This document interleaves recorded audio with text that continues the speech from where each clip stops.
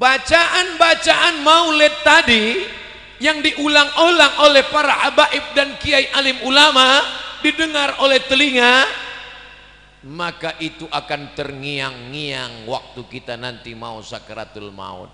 Jadi kalau ditanya orang, ngapain maulid lagi, maulid lagi, maulid lagi? Ini kan bukan Rabiul Awal lagi. Ini sudah Jumadil Akhir, Rajab, Sa'ban. Kenapa kalau pertemuan ada baca maulid? Berharap syafaat Rasulullah sallallahu alaihi wasallam. Mudah-mudahan saat mau sakaratul maut itu orang yang suka bersolawat dibantu waktu sakaratul maut ringan. Allahumma hawwin alaina fi sakaratil. Ketika ruhnya keluar, lalu kemudian pertanyaan mungkar nakirnya dapat solawat dimudahkan. Marabbuka, man nabiyuka, ma imamuka, ma qiblatuka, man ikhwanuka. Kemudian nanti ketika dibangkitkan di padang mahsyar, idzas samaa'um fatarat wa idzal kawakibun tasarat wa idzal bi'aru fujirat wa idzal quburu bu'sirat. Ketika dibangkitkan di kubur dimudahkan. Ketika ditimbang amalnya, fa amma man saqulat mawazinuh, siapa yang berat timbangannya, fahuwa fi 'ishatir radiyah, maka dialah hidupnya diridhai Allah. Tapi jangan gara-gara ayat ini ibu enggak diet lagi. Kenapa? Kan yang berat timbangannya hidupnya diridhai Allah Pak Ustadz. Timbangan amal maksudnya, bukan timbangan badan. Orang yang bersolawat maka dimudahkan nanti ketika hisab, wal afwa indal hisab. Orang yang banyak bersolawat dimudahkan ketika meniti titian ihdinas siratal mustaqim. Orang yang banyak bersolawat maka dia paling dekat nanti di surga Jannatul Firdaus. Aqrabu majlisan, dekat majlisnya. Jadi kalau ditanya kenapa maulid? Majlis maulid itu sesungguhnya adalah majlis sodakoh. Mentang-mentang tadi keluar uang masuk kotak, betul sodakoh, tapi utamanya adalah majlis solawat. Salatullah salamullah ala taha rasulillah. Salatullah salamullah ala yasin habibillah. Tawassalna bismillah wa bil hadi rasulillah wa kulli mujahidin lillah bi ahlil badri ya Allah. Diiringi oleh anak-anak muda hadrah. Apa nama hadrahnya Ustaz? Akhlakul Mustafa, akhlaknya Rasulullah. Sudah acara maulid keliling, ngajinya dengan habaib dan ulama, tapi acara nikahnya masih pakai keyboard tunggal, artisnya pakai rok pendek. Pulangnya tak perlu lagi diceritakan, sakit hati ibu nanti. Maka undanglah saat walimah anak nikah pakai hadrah, saat akikah pakai hadrah, saat sunatan pakai hadrah. Setuju? Saya berapa kali nggak datang acara walimah. Ustadz Somad ini katanya kalau diundang wajib datang. Seringkali dia ceramah idza da'aka fa'ajibhu, kalau diundang datang. Ustadz sudah kami undang, undangannya diantar ke rumah, yang lain pakai WA. Ustadz dikirim undangannya langsung datang ke rumah. Kenapa Ustadz nggak datang? Aku datang. Kok nggak ketemu kemarin? Aku nggak masuk ke dalam. Kenapa nggak masuk? Waktu aku mau masuk kalian sambut dengan lagu Jatuh Bangun Aku Mengejarmu. Ngapain saya masuk? Daripada jatuh bangun mendingan pulang. Kita mau masuk, dia sambut dengan lagu Cinta Satu Malam. Itu kan kumpul kebo. Mohon maaf, ada anak-anak. Dia sambut dengan lagu Selimut Tetangga. Ngapain dibahas? Ini perbuatan maksiat. Selingkuh itu indah. Nauzubillah. Lagu-lagu itu menginspirasi, mengajak orang berselawat kepada Nabi. Iramanya indah-indah, dilakukan oleh anak muda. Saya senang sekali malam ini yang menyanyikan hadrah itu anak-anak muda laki-laki. Laki-laki semua tadi kan? Kadang ini ada maulid Nabi yang nyanyi perempuan. Lagunya biasa aja, lipstiknya 2 inci. Perempuan itu suaranya bagus baca Quran, suaranya bagus sholawatan. Tapi kalau dilihat laki-laki yang tidak mahram, suami orang melihat istri orang, banyak perempuan pakai jilbab bagus, pakai baju bagus, wajahnya glowing di depan suami orang, di depan istrinya sendiri seperti mak lampir, nyi blorong, sundel bolong, suster ngesot. Loh, hafal semua nih Pak Ustadz. Jamaah yang dimuliakan Allah. Tapi malam ini Masya Allah tabarakallah, majelis salawat kita insya Allah diridhai Allah, disenangi Rasulullah. Kenapa? Karena tidak campur antara laki-laki dan perempuan. Tuh kok ada perempuan, mereka terjebak di tengah laki-laki. Masya Allah tabarakallah. Ini yang baik-baik ini kita bawa insya Allah. Apa pelajaran dari Bekasi? Silaturahimnya terjaga. Apa pelajaran dari Bekasi? Cerita judulnya tepat mengingat mati, supaya masyarakat ini diingatkan pada mati. Wa kafa bil mauti wa'iza. Ada nasihat yang tidak bersuara, ada nasihat yang bukan khutbah, bukan ceramah, bukan tausiah, bukan tazkirah. Dia diam 1000 bahasa. Nasihat itu bernama mati. Siapa yang menasihati Ustadz Abdul Somad? Enggak ada. Enggak ada orang menasihati saya sampai sekarang. Saya datang ke Kiai, Kiai tolong nasihati saya. Saya kalau tausiah, saya cari para alim ulama yang tua-tua, yang sepuh-sepuh, minta nasihat, minta doa. Mereka enggak kasih nasihat. Mereka katakan, ya Ustadz sudah tahulah, sama-sama saja kita berdoa kepada Allah. Nasihat yang paling dalam yang masuk ke dalam otak dan hati saya adalah ketika melihat orang mati terbujur kaku, yang selama ini dihormati, dibanggakan, dimuliakan, disanjung tinggi. Kalau datang disambut dengan baleho dan karpet warna merah, tapi lalu kemudian ketika mati menghadap Allah terbujur di ruang tamu dan tidak sampai 24 jam dibawa keluar. Rumahnya rumah dia, yang membangunnya dia, yang beli tanahnya dia, yang cari arsiteknya dia, yang mengumpulkan uangnya dia. Tapi kalau sudah meninggal dunia, sejengkal pun di rumah itu tidak ada yang bersedia menampung dia. Tempatnya tetap di TPU, tempat taman pemakaman umum. Ada rumah yang dibangun, ada rumah yang dikendalikan, ada rumah yang diatur. Sekian tahun nabung untuk buat rumah. Rumahmu berapa harganya? 3M. Wow, hebat sekali 3M, 3 kali minjam.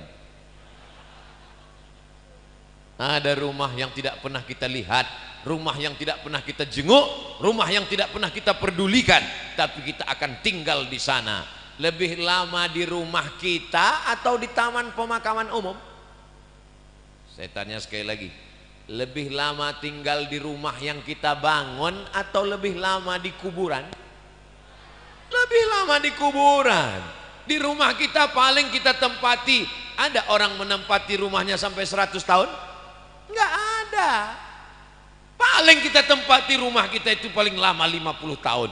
Itu pun kalau umur kita 75 tahun. Umur 25 bangun rumah atau mewarisi rumah bapaknya. Kita cerita bukan rumah bapak kita, bukan rumah kakek kita, rumah kita tempati cuma 50 tahun. Setelah itu kita masuk liang lahat. Yang meninggal tahun 1945 saat ditembak oleh Belanda, sampai sekarang berarti dia sudah dikubur berapa tahun?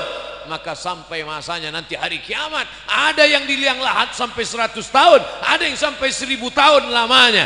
Apa yang sudah kau persiapkan? Amal jariah. Yatsba'ul mayyita salasun, yang mengiringi mayat sampai ke liang lahat ada 3. Ahluhu, istrinya ikut mengiring, anaknya datang, jamaah semua datang, tapi cuman sampai ke pintu liang lahat. Setelah itu mereka masukkan ke dalam. Setelah itu mereka kemudian naik ke atas, mereka ambil pacul, cangkol dan skop, mereka katakan mari kita timbun, kita injak biar padat. Setelah itu ditancapkan kayu nisan. Setelah itu mereka pun berdoa. Setelah itu mereka pun pulang ke rumah. Anaknya nangis pada hari yang pertama. Hari kedua dia mulai tersenyum. Kirim rek spasi lucu, kirim ke 9090. Kiki kiki kiki kiki.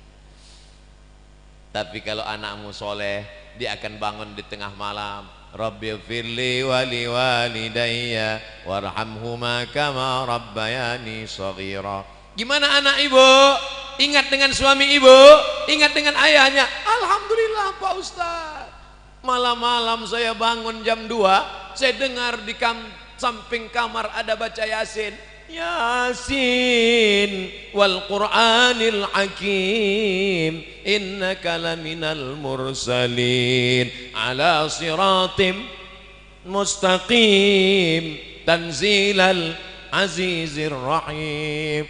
Lalu saya pun bangun Pak Ustadz, senangnya hati saya, anak saya baca Quran untuk ayahnya. Begitu saya buka pintu kamar, ternyata TV belum mati Pak Ustadz. Mudah-mudahan anak kita termasuk yang tetap kirim Yasin untuk kita tiap malam. Kita pesankan ke mereka supaya tahajud, berzikir, berdoa. Ya Allah, sampaikanlah pahala tahlilku, la ilaha illallah tahlil, subhanallah tasbih, tahmid, alhamdulillah, takbir, Allahu akbar, salawat. Lalu kemudian dia bawa anak istrinya baca Quran. Wa idza khatimul qur'ana, kalau dikhatamkan mereka Quran 30 juz, fahuwa hasanun, sepaling bagusnya sekhatam Al-Quran 30 juz. Kalau tidak sanggup khatam Quran, likulli syai'in qalbun, segala sesuatu punya hati. Wa qalbul Quran, hatinya Al-Quran adalah Yasin. Dan kalau tidak sanggup baca Yasin, Ummul Quran Al-Fatihah, level paling tinggi sekhatam. Tak sanggup sekhatam Yasin, tak sanggup Yasin, Ummul Quran. Itulah tadi yang Pak Bupati mengajak kita, mari kita bacakan suratul Fatihah. Fatihah pun tidak mau. Innalillahi wa inna ilaihi raji'un. Apa yang kau balaskan untuk ayahmu? Berapa kali dia tidak jadi ganti baju hari raya demi uang sekolahmu? Sekolahmu memang online, tapi bayarannya offline. Berapa kali ibumu tidak jadi hari raya buat kue demi untuk sekolahmu, demi untuk air susumu, demi untuk makan minummu. Meregang nyawa dia melahirkan.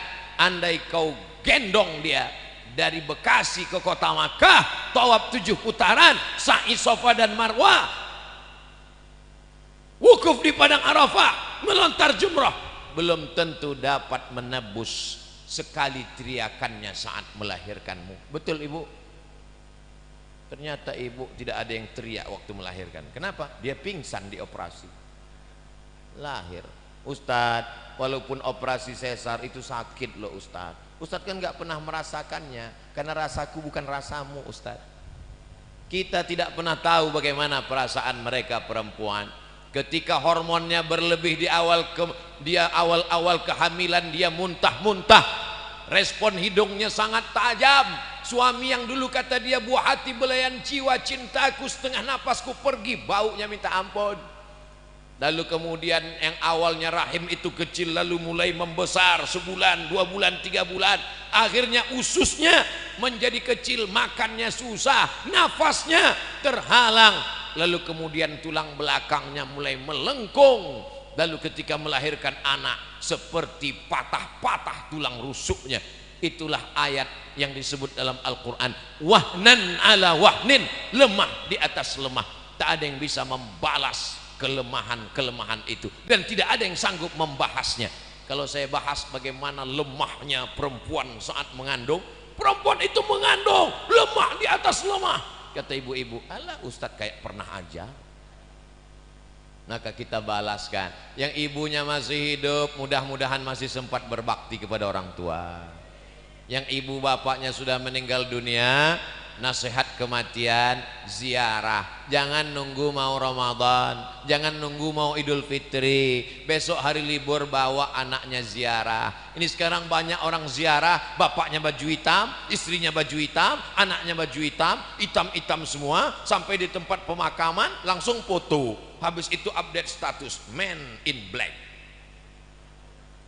Apa ini? Ini bukan ajaran Islam. Ajaran Islam adalah saat di tempat pemakaman baca doa, assalamualaikum ya alad diyar minal mu'minin wa inna insyaallahu bikum lahiqun yarhamullahul mustaqdimina wal mustakhirin nas'alullaha lana wa lakumul afiyah. Oh, bacaannya panjang Pak Ustadz. Ya, Tapi kami bacaannya pendek. Apa bacaannya? Assalamualaikum ya ahlal kubur. Itu namanya doa minimalis. Apalah salahnya cetakkan doa ziarah kubur? Tanya nanti panitia berapa ongkosnya buat baliho besar seperti ini. Buat doa ziarah kubur, tempel besar-besar di dekat pemakaman TPU.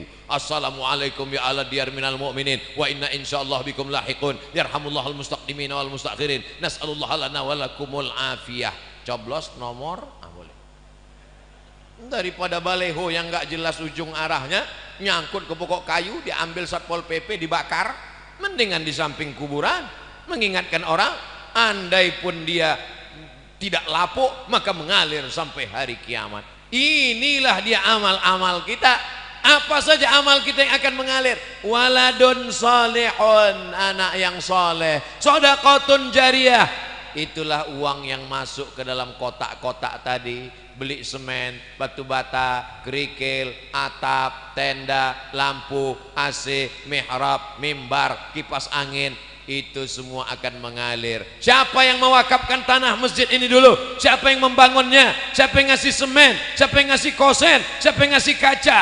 Kita tidak tahu, tapi pahalanya dari mulai tadi petang sampai malam, sampai sholat subuh besok, zuhur, asar, maghrib, isya, subuh, zuhur, asar, maghrib, isya, Ramadan, tarawih, witir, idul fitri, idul adha, hari raya kurban, sampai hari kiamat, mengalir pahalanya ke liang lahat. Mudah-mudahan sebelum mati kita sempat bangun masjid.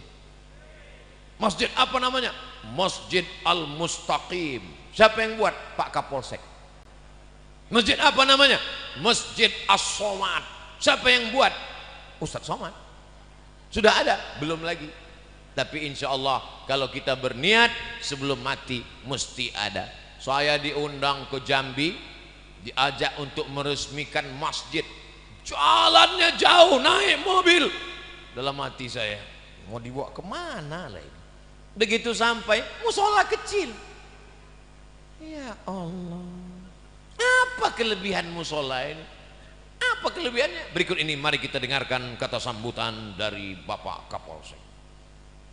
Saya sebagai Kapolsek, kumisnya melintang. Saya sebagai Kapolsek di tempat ini, Pak Ustadz risau karena tidak ada tempat sholat. Orang sholat di kamar. Maka saya kumpulkan di antara anak-anak buah saya. Kita beli semen, batu bata, akhirnya jadilah musola ini. Dan saya bertekad kalau siap, yang meresmikannya adalah Ustadz Somad. Oh, begitu kronologisnya. Dan orang tidak berani nolak. Kasih semen, siap.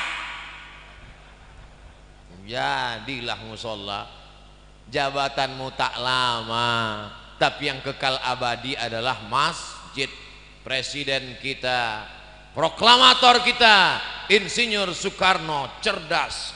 Di saat Indonesia tidak semakmur sekarang, uangnya tidak banyak, baru saja diserang oleh Belanda dan Jepang, dia sempat berpikir untuk membangun masjid terbesar di Asia Tenggara. Itulah dia Masjid Istiqlal. Sampai Presiden Amerika pun masuk ke dalam. Semua orang-orang yang masuk ke dalam Masjid Istiqlal itu kalau masuk berdecak kagum seperti melihat kucing. Wow, amazing, kata dia. Apa amazingnya? Tiangnya banyak sekali, kata dia. Luar biasa. Sampai sekarang mengalir pahalanya sampai hari kiamat. Berganti lagi zaman, akhirnya setiap kabupaten, setiap kota di Indonesia ada masjid, punya ciri khas. Apa dia? Bangunannya tidak pakai kubah, tapi pakai atap seperti masjid kerajaan Islam Demak, bangunan Wali Songo. Dan itulah dia sampai sekarang disebut dengan Masjid Muslim Pancasila. Sampai hari kiamat akan mengalir pahalanya. Maka kita pun berpikir, jangan mati sebelum bangun masjid. Saya nggak bisa bangun masjid Pak Ustadz, bangun musola nggak apa-apa. Surau Pak Ustadz, oke. Langgar Pak Ustadz, nggak apa-apa. Orang Jawa dilanggar nggak mati, karena dia berzikir di dalam langgar, dalam surau. Hanya saja surau, langgar dan musola tetap di dalamnya usolli sunnatan tahiyatal masjid, karena di sana ada sholat 5 waktu, subuh, zuhur, asar, maghrib, isya. Bedanya cuman nggak ada sholat Jumat. Di masjid kita ini ada, ini surau apa langgar apa musola? Ini masjid. Dari mana Ustaz tahu masjid? Ada mimbarnya, ada sholat Jumat. Di tempat kami ada mimbar Pak Ustaz, tapi nggak ada sholat Jumatnya. Berarti itu mimbar dangdut. Mimbar tempat khotib naik ke atas menyampaikan khutbah, usikum wa nafsi bitaqwallah, aku pesankan kepada kamu, takutlah kepada Allah. Laki-laki yang gagah perkasa, sehat, tidak musafir, tidak sakit, maka dia mesti mendengar wasiat takwa yang disampaikan dari mimbar. Kenapa tablik akbar kita tidak dibuat di dalam masjid? Barulah sadar, karena kalau dibuat dalam masjid tidak muat. Ini masjid nampaknya kekurangan, bukan kekurangan jamaah. Banyak sekarang masjid kekurangan jamaah, tapi di Bekasi masjid kekurangan tempat. Insya Allah panjang umur sehat badan, masjid ini semakin besar insya Allah, amin. Kalau mau tahu berhasilnya tablik akbar malam ini, lihat subuh besok. Kalau subuh besok sopnya bertambah, berhasil. Tapi kalau cuman pemain inti yang azan tetap itu, as-salatu khairum minan naum, hancurlah kita. Tapi begitu besok as-salatu khairum minan naumnya luar biasa. As-salatu khairum minan naum. Semangat anak, bangun, datang dia ke masjid semua. Alhamdulillah Pak Ustadz, sejak Ustadz Somad tausiah kemarin, anak saya rajin sholat duha Pak Ustadz. Cuman ada yang mengganggu pikiran saya. Kenapa Bu? Doanya pakai kunut. Itu namanya subuh kesiangan Bu.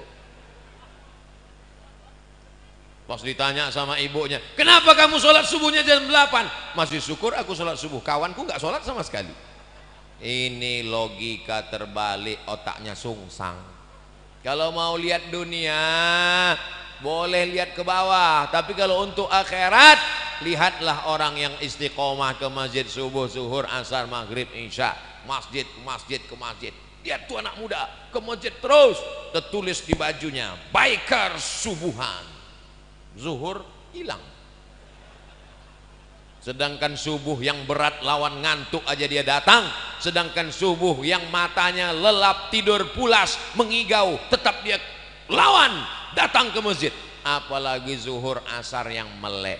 Sedangkan zuhur subuh saja siap dia jadi imam, padahal suaranya jelas. Bismillahirrahmanirrahim, alhamdulillahi rabbil alamin. Apalagi kalau cuman nggak bersuara, Allahu Akbar. Memang berawal kalau mau jadi imam, imam zuhur dan imam asar. Anak-anak muda, nanti kalau ditanya, datang anak gadis, anak-anak cewek bilang, bang, aku siap jadi, aku ingin mencari imam, aku siap, tapi zuhur dan asar ya. Maka kalian pun mesti pintar-pintar. Kalau mau tulis update status besok, aku mau cari imam maghrib, subuh dan isya. Yang zuhur ngantri dulu. Berawal dari keterpaksaan, berubah menjadi kebutuhan, akhirnya kebiasaan. Allah bisa karena biasa. Tadi tausiah saya mulai jam 9 kurang 10, sekarang jam 10 kurang 10, 60 menit kita bersama sesuai tertulis di botol minuman santri.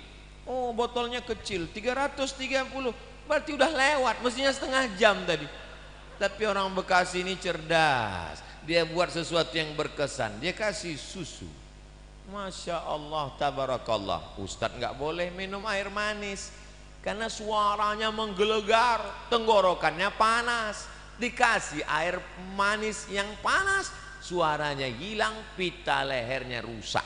Nanti umurnya sekian ceramahnya, apa kabar? Serba salah. Nanti dikasih air putih, katanya panitianya nggak respon.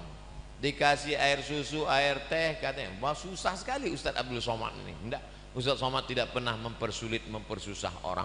Kalau bisa dipermudah, kenapa dipersulit? Yassiru, mudahkan urusan orang. Ngundang Ustadz Abdul Somad nggak perlu pakai proposal. Ngundang Ustadz Abdul Somad katanya sulit, mesti kirim DP, mesti pakai pesawat kelas eksekutif, mesti dijemput dengan private jet, mesti dijemput. Hoax, bohong, penipu. Ustadz berapa kali datang ke Jakarta dalam setahun? Jabodetabek, Jakarta, Depok, Bogor, Bekasi, setahun datang 3 kali. Berarti 4 bulan sekali. Selama 4 bulan datang 3 hari. Tausiahnya 1 hari 3 kali. Jumat, Sabtu, Ahad. Jumat 3 kali, pagi, siang, malam. Sabtu 3 kali, pagi, siang, malam. Ahad 2 kali, pagi, siang, besok pulang. 3 kali, seperti makan obat. Bapak Ibu yang dimuliakan Allah Subhanahu wa taala, kebersamaan kita malam ini di halaman masjid mudah-mudahan membawa kita istiqomah, anak-anak kita menjadi anak para penghafal Quran. Apa yang disampaikan Ustaz Abdul Somad waktu di Bekasi, silaturahim. Yang kedua, ingat mati. Yang ketiga, bagaimana menyelesaikan masalah di negeri kita ini. Ingat ketika negara Palestina dijajah, ketika itu seorang ulama besar bernama Imam Abu Hamid Al-Ghazali meninggal tahun 1111. Mudah ngingatnya, 1111. Banyak orang mengkritik Imam Ghazali, kenapa dia tidak ikut berperang melawan tentara yang menjajah Palestina. Imam Al-Ghazali menulis kitab Ihya Ulumuddin. Palestina dibebaskan oleh Salahuddin Al-Ayyubi. Salahuddin, orang barat susah menyebut Salahuddin, menyebutnya Sultan Saladin. Salahuddin Al-Ayyubi. Kapan Salahuddin Al-Ayyubi lahir? 1138. Ingat itu. Ternyata doa dari seorang ulama yang mustajab wali Allah melahirkan seorang pemimpin yang luar biasa. Urus saja salatmu, urus zikirmu, urus makanan halalmu, anak-anakmu ini akan menjadikan negeri ini baldatun thayyibatun wa rabbun ghafur. Kalau engkau sibuk komen dengan medsos, kau akan kalah dengan buzzer, karena mereka punya akun banyak luar biasa. Jadi kami nanti kalau Ustadz Somad dicaci maki gimana? Kalau kau sanggup balas, berikan klarifikasi. Kalau kau tak sanggup balas, doakan kepada Allah, Allahumma hdi qaumi fa innahum la ya'lamun. Tapi kami enggak tahan Pak Ustadz, emosi kami Pak Ustadz. Kalau enggak tahan, enggak usah main handphone. Daripada jantung koroner enggak mati, cuman setengah mati. Tapi anak-anak muda yang punya kekuatan, maka diam melihat kebatilan adalah setan akhras, setan bisu. Tapi hati-hati jangan termakan hoax. Kalaupun mau termakan, makanlah sate dan soto. Jangan makan hoax karena tak ada untungnya. In ja'akum fasiqun, kalau datang orang bawa berita macam-macam, fatabayyanu, klarifikasi. Ini zaman luar biasa. Zaman dulu orang bacakan jangan baca buku ini, langsung tidak baca buku. Sekarang kalau saya katakan jangan baca buku ini, langsung dia cari di Google, langsung dia download, langsung dia cetak dalam bentuk PDF, langsung dia dapat. Jangan tonton ini, langsung dia tonton. Tontonlah yang bisa jadi tuntunan, tausiah guru-guru kita, para alim ulama kita. Nanti kalau ada yang bertanya apa yang disampaikan Ustadz Somad, ada 3: silaturahim, ingat mati, dan didik generasi masa depan supaya Indonesia tetap menjadi baldatun thayyibatun wa rabbun. Urus tahajudmu, urus salatmu, urus sedekahmu, urus hidupmu, maka Allah akan mengurus dunia dan akhiratmu. Rabbana atina fid dunya hasanah wa fil akhirati hasanah wa qina adzabannar. Puncak maulid bukan pada tausiah, puncak maulid adalah pada doa. Jangan bubar dulu, khusyuk, istighfar, hadirkan hati, aminkan doa yang akan dipimpin nanti oleh Ketua Majelis Ulama Indonesia Kabupaten Bekasi. Aqulu qauli hadza astaghfirullah li wa lakum. Terima kasih segala perhatian, mohon maaf segala kesilapan dan kekhilafan. Nanti pulang dengan tertib dan damai, jangan biarkan sampah berserakan, tetap jaga protokol kesehatan. Terima kasih. Wassalamualaikum warahmatullahi wabarakatuh.